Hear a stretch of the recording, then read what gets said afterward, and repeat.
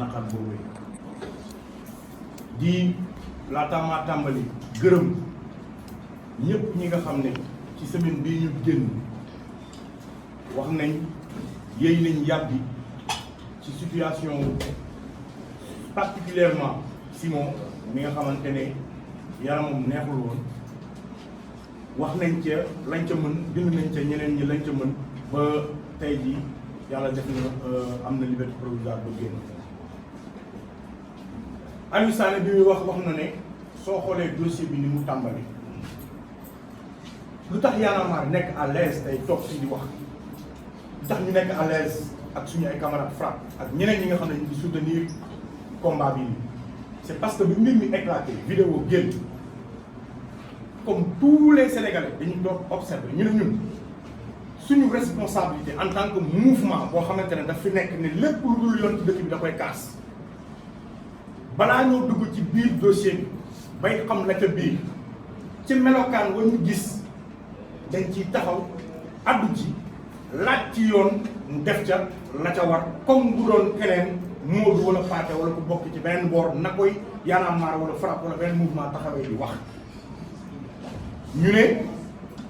li ñu ci gën a may à l'aise mettre à l'aise ci situation boobu mooy kilifa bi nga xamante ne moom lañu gis ca vidéo bi moom moo njëkk a taxaw mu ne yéen kat sama gars yi bind naa damay sursoir maanaam damay ñëganiku ci samay yëngu-yëngu ci biir mouvement bi ba ca kanam ba mbir mi leer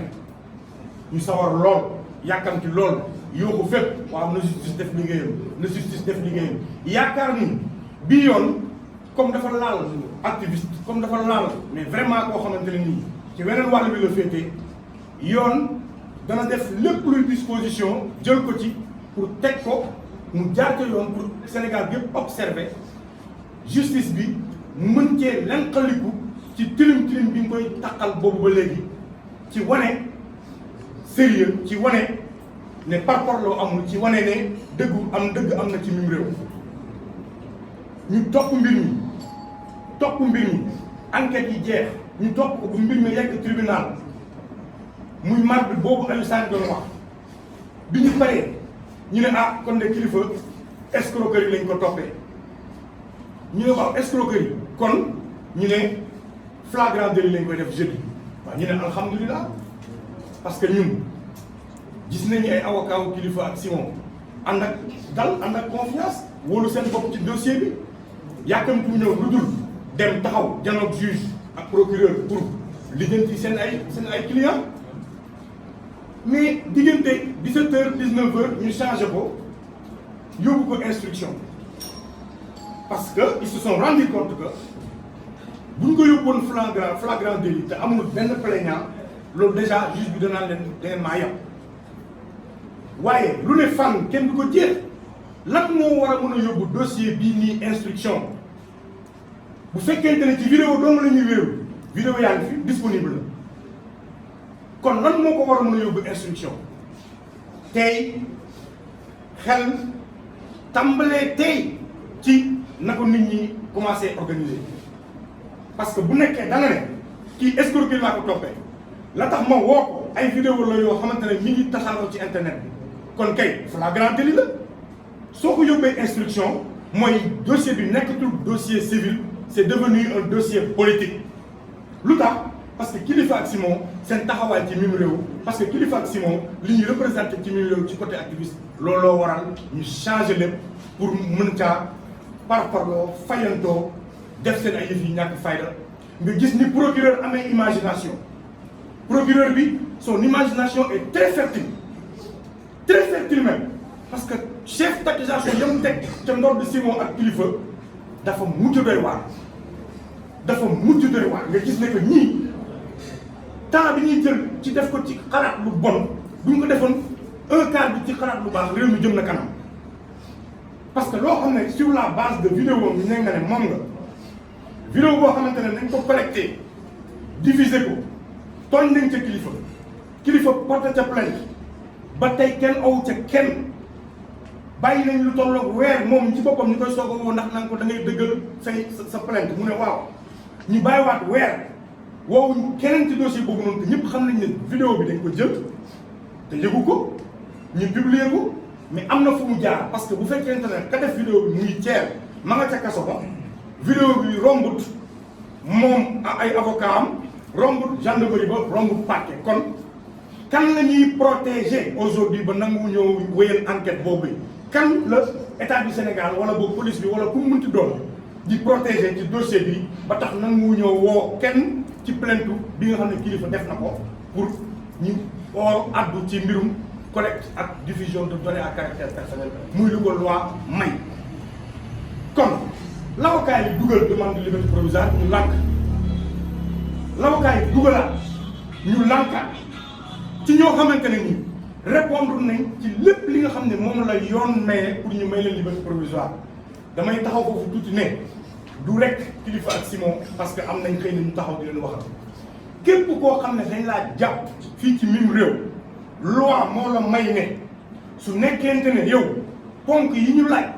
pour mën laa may liberté provisoire ponk yooyu ma nga ak yow ñu may la liberté provisoire mooy maanaam yaa ngi dëkk ci réew mi te xam nañ sa adresse am nga fi njaboot te xam nañ fan lañ dëkk fii ngay liggéeyee te xam nañ nan ngay def loolu bokk na ci ñetti garantie yi ëpp solo pour ñu mun laa may liberté provisoire te defe naa ne Kilifeu ak Simon am nañ Simon yi rax ci dool yi yaramam neexul muy feebar boo xam ne da ko topp depuis 2017 bokk ci ñëw dooleeku Sénégalais yi wax ci ñu ragal gilaawaale dal leen ci biir kaso bi looloo tax ñu bàyyi Simon looloo tax ñu bàyyi Simon waaye dama bëgg ngeen xam ne du parce que procureur bi dafa baax attention procureur bi baaxul de procureur bi gentiwul de procureur bi mayul Simon liberté provisoire parce que dafa feebar il était dos au mur parce que Simon dafa répondre ci lépp loo xam ne moom la ñuy laaj ci ay ponk il n'avait pas le choix de la même manière que amul choix ci situation kilifa bi waaye fayantoo lañ ci gis fayantoo lañ ci gis ak xokkatal ak kum tàppale parce que teguñ ko fenn fu ñu leen ko mënut may du ma delluwaat sax di tudd ay Bougazelli di ci boole kilifa toftal turu kilifa ak Bougazelli yëpp kilifa la toftal turu bandi de grand chemin yi nekk ci réew mi di sàcc di taxawaalu ak turu kilifa yëpp kilifa la parce que taxawaayam ci même réew mayul benn Sénégalais muy toftal turam di ko méngale ak kum ci mënta doon ci ces voyous de la République yi nga xam ne ñu ngi taxawaalu nekk ci seen ay soxla kon Sénégal ñun ñëpp ñoo ko gisandoo yoon moo nekk di jeng yoonu Sénégal moo nekk di def la ko neex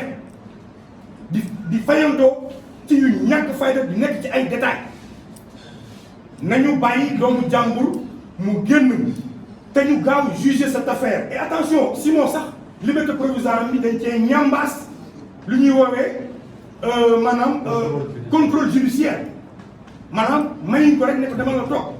dañ ko may ne ko chaque le 5 ñëwal nga wuyu si amoo droit bouger amoo droit kon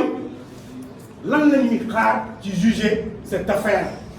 parce que bu nekkente ne yow déglu nga leen sur le fond du dossier kon kay jeex na xanaa dem procès moo tax mais li ngeen bëgg a def mooy téye ko di ko dilatoire mu nekk épée de Damoclès ngeen téye leen di leen xool di leen observer bu élection ñëwee bu Kilifeu ak Simon génnee wax ngeen ne wax ngeen kon kaay leen comme li ngeen bëggoon def ci Barthélémy comme li ngeen bëggoon def ci keneen ak keneen mais loolu lañ wax du fi amee ñun li ñu bëgg mooy ñun ñëpp askanu Sénégal li ñu bëgg mooy mbir mi leer dañoo bëgg mbir mi leer est-ce que musuma gis ci histoire u réew nit ku ñu tuumaal mu ne iwaay dimbali leen ma ngeen jugé ma ña muy àndal ne dimbali leen ñu ngeen jugé ñu que lumière soit faite sur cette affaire le Sénégal a besoin de Simon le Sénégal a besoin de Kilifeu nañ leen yóbbu ñu àtte leen taga tembe nañu may Kilifeu liberté provisoire parce que dafa répondre ak ci normes yi ñu laaj yëpp kon nag Aliou Sané wax na ko léegi Kilifeu xëy na moom mooy point de départ pour ñun mais yoon mi ngi jeng ci bépp Sénégalais yoon mi ngi jeng ci bépp Sénégalais tey jii yow boo fekkee APR am nga ay garantie sa garantie mooy lu la neex waxal lu la neex defal foo dugg foo jëm kenn du la laal kenn du la xoqatal utal say nerf yi dóoreel jëlal say jaasi dóoral waxal lu la neex kenn du la xoqatal kenn du la laal waaye bu fekkee ci ku jéggi wala ku ñu jàpp ne activiste nga yow moom sa tànk doo ko yëkkati sa tànk du jib kon yoon mi ngi jeng te dinañ ci oote ndaje mu rëy ànd ceeg sénégalais yépp ñu def marche bu am fulla ak fayda laaj suñu justice bi mu bàyyi ni mu nekkee parce que dafa yàq image du Sénégal dafa ruusloo sénégalais tey jii kenn amatul fierté ci justice bi nga xamante ne nii nguurub Macky Sall da ko jël def ko yatam bu ñuy dóoree képp koo xam ne féetewoo ci wàllam et que loolu constat la bu bépp Sénégalais def et ci loolu la ñu wax ne dañ ci war a taxaw xeex ci ba am ci ay jéego pour que Sénégal mën a delluwaat nekk un pays boo xam ne dañ koy woowee état de droit aujourd'hui kenn mënatul wax droit fii au Sénégal et je pense que Y'en a marre ci comportement bi mu adapté woon c'était un comportement pour man bu juge yi procureur yi justice bi jël exemple ne attention organisation bi kat wane nañ responsabilité parce que tout nañ seen ay nit ci ab mbir nee nañ na ko yoon leeral waaye yoon bii moom ku ko bàyyeeg nit wala ku ko bàyyeeg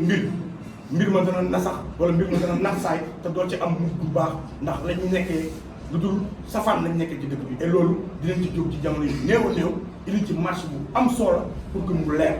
waaye tàggatem bi jàpp leen ne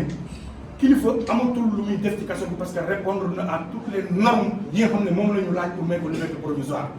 képp ku nekk foofay ca Rebeuss nekk en détention tey demande de liberté provisoire tamit te répondre ci ponk yi ñu laaj dañ la war a jox liberté provisoire kon du kilifa rek